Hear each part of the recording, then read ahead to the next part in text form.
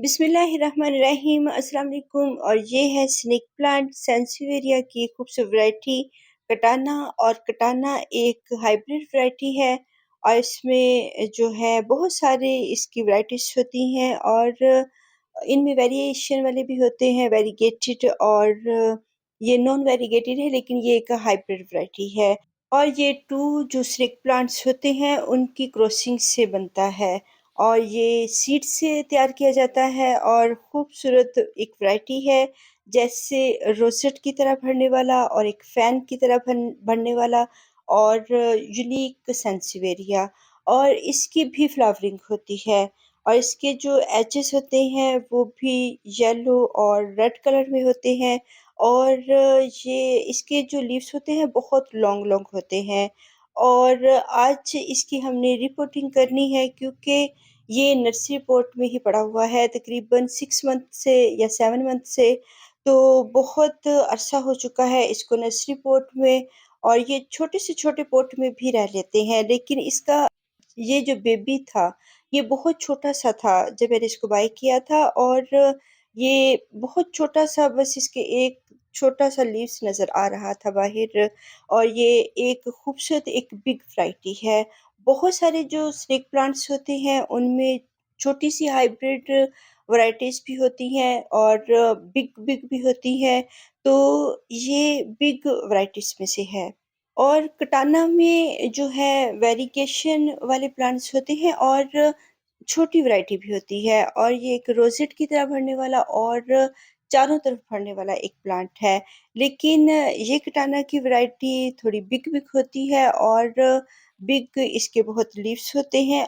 तो इसको अब एक बिग पॉट की ज़रूरत है क्योंकि ये एक बिग प्लांट है, उसको हम छोटे से पॉट में नहीं रख सकते। ये रूट बाउंड हो चुका है और इसकी जो फैलने के जो रफ्तार होती है वो स्लो हो चुकी है। और इनके लीफ से भी हमको पता चलता है कि ये थोड़े से मुड़े मुड़े से श्रिंक श्रिंक होना शुरू हो जाते हैं। और अगर इनकी वाटरिंग और खाने की नीड पूरी नहीं होती है तो फिर ये अच्छी तरह बढ़ते नहीं हैं। और रूट बाउंड प्लांट जो होते हैं इनको हम एक बिग पॉट देते हैं और फिर इनकी प्रॉपर वॉचिंग होती है और ये अच्छी तरह हेल्दी प्लांट्स और इनके जो लीव्स होते हैं वो भी हेल्दी नज़र आते हैं। तो इसको हम अब ये जो इसका बेबी है जिस साइड से निकल रहा है इधर से ये पॉट टूट भी सकता है। और जो बिग वैराइटीज होती हैं सेंसिवेरिया की वो बहुत सारे पोट्स को, वो प्लास्टिक के हों, टेराकोटा हों, उनको तोड़ देते हैं। तो इसलिए हम ये जो बिग वैरायटी है, इससे पहले कि ये पोट को तोड़े, हम इसको ट्रांसप्लांट कर लेते हैं। तो ये बहुत ड्राई है और बहुत जो है सख्त हुआ हुआ है क्योंकि इसमें इसका बेबी प्लांट जो था वो छोटा-सा था, वो भी अब बिग हो रहा है, जिसकी वजह से इसको निकालना थोड़ा मुश्किल हो रहा है। अभी हम इसको अच्छी तरह से वॉशिंग करेंगे और जब ये सॉफ्ट होगा फिर हम इसको निकालने की कोशिश करेंगे क्योंकि इसका जो बेबी प्लांट है वो इसके किनारे पर बहुत जो है बहुत ये टाइट हो चुके हैं और निकल नहीं रहे हैं क्योंकि ये बहुत बिग हो चुके हैं। अगर टेराकोटा पॉट होता थोड़ी सी हिट करते तो फिर इसने बाहर निकल आना था, लेकिन प्लास्टिक पॉट से निकालना थोड़ा मुश्किल होता है। इसको हम थोड़ा सा जो है वॉटिंग इसको करेंगे और इसकी सॉइल को सॉफ्ट करेंगे। फिर ये हम टू हैंड से, एक हैंड से पकड़कर तो दूसरे हैंड से इसको हम बाहर निकाल सकते हैं। और जब ये नर्सरी से आया था तब मैं कोई भी जो प्लांट होता है उसको फ़ौरन से रीप्लांट नहीं करती हूँ जब तक कि वो खुद ना कहे और बहुत रूट बाउंड ना हो जाए और उस पॉट में वो अच्छा सा फील ना कर रहा हो। तो ये प्लांट्स हमें साइन करते हैं, बताते हैं कि ये इनको किस चीज़ की नीड है। तो पहले तो इसकी नीड इसी में पूरी हो रही थी, लेकिन अब काफ़ी दिनों से मैं इसकी रीप्लांटिंग का सोच रही थी। तो ये है कि इसकी हम बहुत अच्छी-सी सॉइल बनाएँगे। अब मैंने इसको वॉटिंग कर दी थी और 1 घंटे में या 2 आवर्स में इसकी सॉइल सॉफ्ट हो गई। ये देखिए काफ़ी ज़्यादा ये रूट बाउंड हो चुका है। तो इसकी जो सॉइल है इसको फिर मैंने छोड़ दिया था और अभी मैंने इसको निकाला है क्योंकि अभी इसने तमाम ही जो पानी है उसको एब्ज़ॉर्ब कर लिया है। तो ये इज़िली फिर भी एक हाथ से मैंने पॉट को पकड़ा है और दूसरे हाथ से इसके जो लीव्स हैं उनसे खींचा है तो फिर बाहर निकला है। तो टेराकोटा पॉट को थोड़ी-सी हिट करें उसके साथ ज़मीन के साथ तो ये सॉइल बाहर आ जाती है। तो ये मेरे पास एक पॉट है, अब इसको हम 12 इंच का पॉट देंगे और इसमें सॉइल मेरी अच्छी-सी मैंने डाली हुई है। और अगर हमें ज़रूरत फ़ील हो तो हम इसमें जो है गोबर की खाद थोड़ी-सी और इसमें थोड़ी-सी हम लीफ कंपोस्ट डाल सकते हैं और इसमें bark और टहनियाँ और जो जितना भी गार्डन का वेस्ट होता है, वो हमारी सॉइल में ऐड होता है। तो बहुत अच्छी-सी सैंडी सॉइल है, बलुई मिट्टी है और इसमें हम जितने भी ड्राई लीफ होंगे वो भी डाल सकते हैं। अमूमन जो है वो ख़ास तौर पर जो छोटे हाइब्रिड वैराइटीज़ होती हैं या सुकुलेंट प्लांट्स होते हैं, उनमें मैं कच्ची खाद यूज़ नहीं करती हूँ। लेकिन ये एक बिग वैराइटी है और ये एक जैसे ड्रेसिना की वैराइटी हो और अगावे की वैराइटी से ये मिलता-जुलता प्लांट है।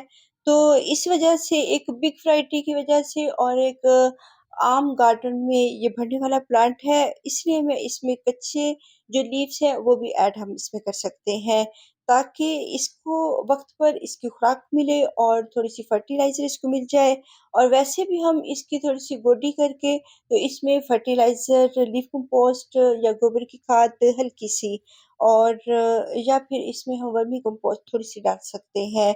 तो जब इसकी हम सॉइल बनाते हैं तो वो बहुत अच्छी-सी बनाएँगे। ताकि अगर ये 6 मंथ या 1 ईयर तक इसमें लगा रहता है, तो फिर भी इसकी जो वो नीड है खुराक की पूरी होती रहे। तो अच्छी-सी सॉइल देने का मतलब है कि ये 2-3 साल इसमें ईज़िली गुज़ार सकता है और इसकी खुराक की नीड फर्टिलाइज़र की और पानी की रिक्वायरमेंट इसमें पूरी हो जाएगी।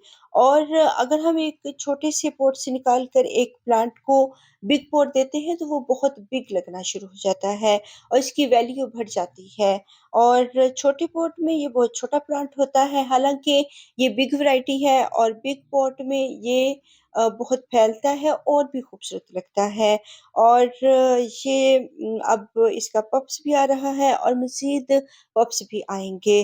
तो इसमें हमने बहुत ज़्यादा खाद ऐड नहीं करनी क्योंकि अगर हम बहुत ज़्यादा इसमें खाद डाल देंगे, ये एक सक्यूलेंट प्लांट है, स्लो ग्रोइंग प्लांट है, तो ये लाइक नहीं करता है और इसने जल्दी-जल्दी नहीं बढ़ना, इसलिए हम इसको बहुत ज़्यादा फर्टिलाइज़ नहीं करेंगे और फर्टाइल सॉइल इतनी नहीं देंगे। लेकिन बहरहाल हमारी जो सॉइल है वो फर्टाइल होनी चाहिए और अच्छी-सी जो है उसमें खाद थोड़ी-सी और बल मिट्टी उसमें ऐड होनी चाहिए।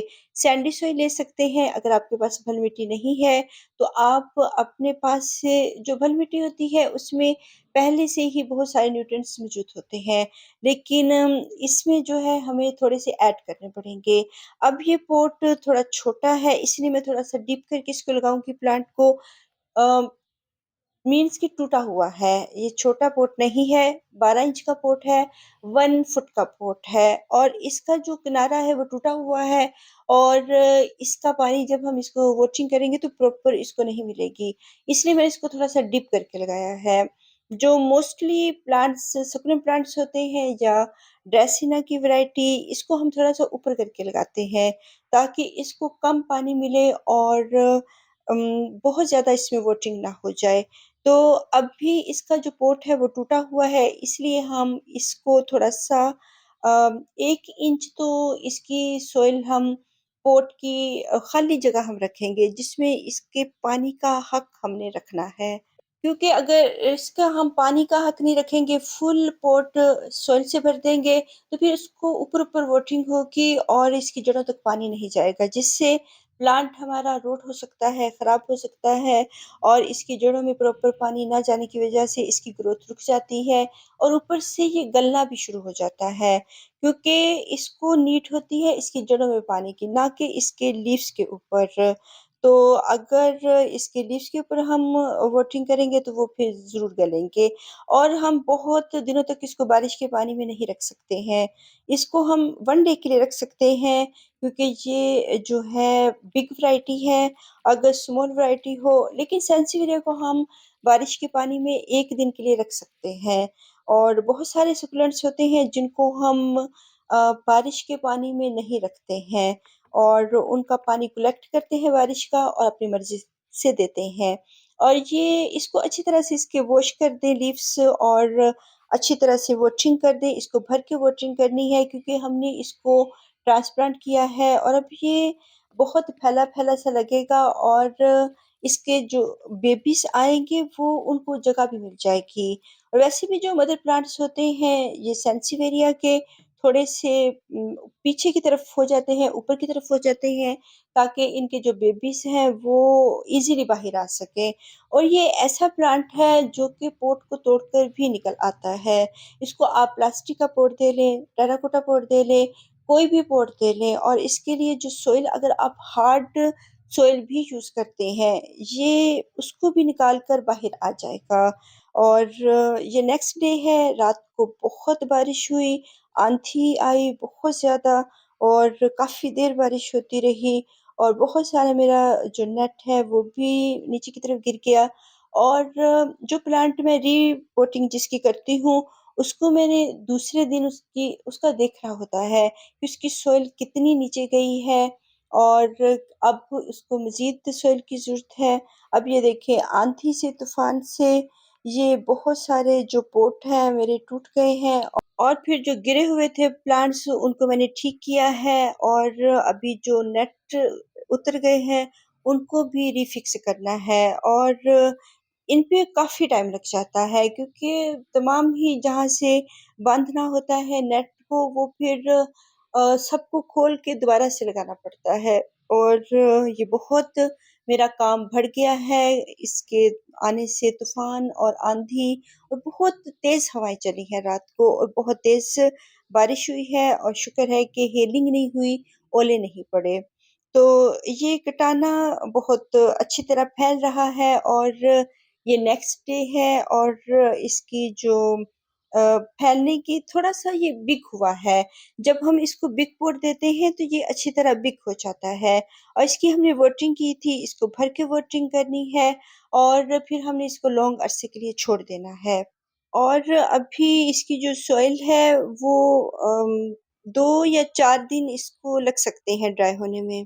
क्योंकि अभी गर्मी का ज़ोर टूटा है, जो बहुत गर्मी हो गई थी और बारिश आने से थोड़ा-सा ठंडा मौसम हुआ है।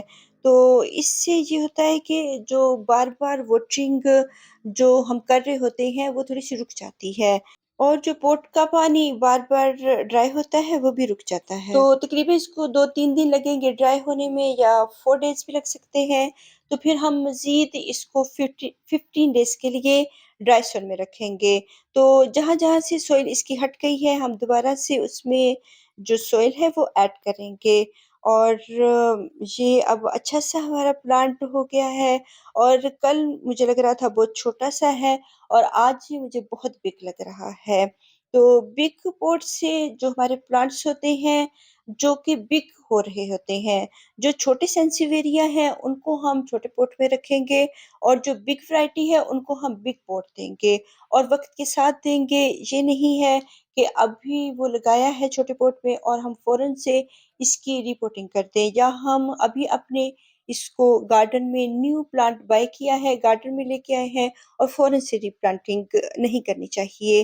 तो इसको कुछ अरसे के लिए अपने गार्डन में रखें और उसको समझें कि ये किस जगह पे रहने वाला प्लांट है, उसकी कितनी पानी की नीड है और ये कितने दिनों तक वाटरिंग हमसे माँग रहा है। तो इसको मैंने सर्दियों में जो है थोड़ी-सी जो मैं दूसरे प्लांट्स को दे रही थी लिक्विड फर्टिलाइज़र तो इसको भी मैंने दी है क्योंकि ये छोटे पॉट में था और मुझे ये था कि इसको खुराक नहीं मिल रही। तो जो लिक्विड फर्टिलाइज़र इसको मैंने दिया उससे इसकी अच्छी ग्रोथ हुई और इसको इसकी हेल्थ अच्छी हो गई। तो इसको हम बहुत ज़्यादा धूप में नहीं रखेंगे, पार्शियल सी लाइट में रखेंगे, तो ये अच्छी तरह चलता रहेगा। बहुत हार्श धूप में ये फिर इसके ऊपर बर्निंग आनी शुरू हो जाएगी। अल्लाह हाफ़िज़।